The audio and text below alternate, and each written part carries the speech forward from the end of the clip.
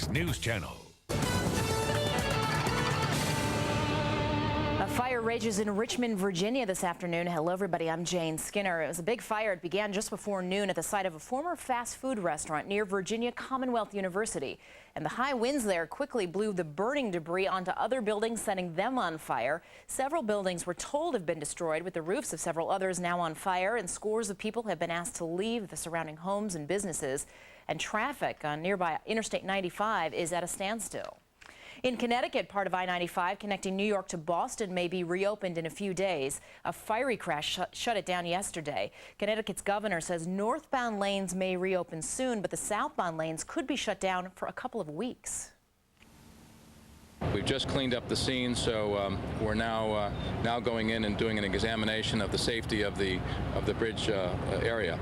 Needless to say, the southern portion will be taken down immediately. That work could begin as soon as today or tomorrow.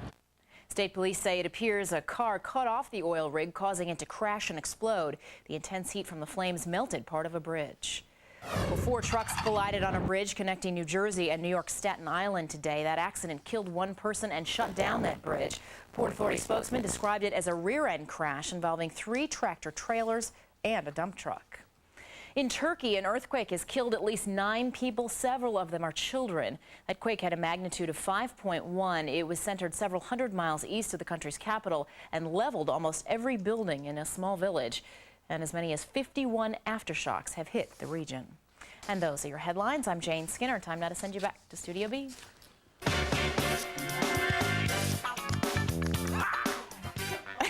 We got the wow today. Cool.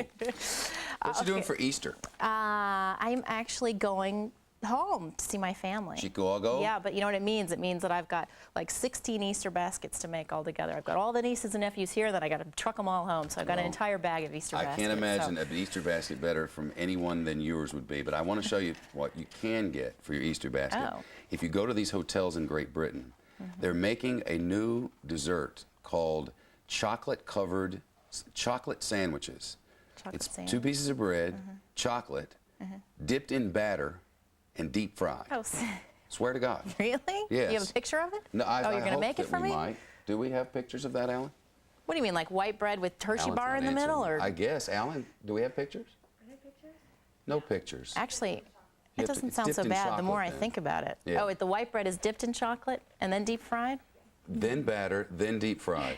You know, I'm going to a Passover Seder, and there was a suggestion of somebody here to take matzah dipped in chocolate, which I've never heard of either. Can you do that for Seder? Yeah, I guess so. It's kosher, really? So yeah. I suppose. I don't think the fried sandwiches are, but I'll take them to Easter maybe. Get them over the internet. How many baskets? I think like 16 altogether. That's a lot. You're not even on the list this year. I'm sorry. The Easter Bunny is just tuckered out. You have to be under 12.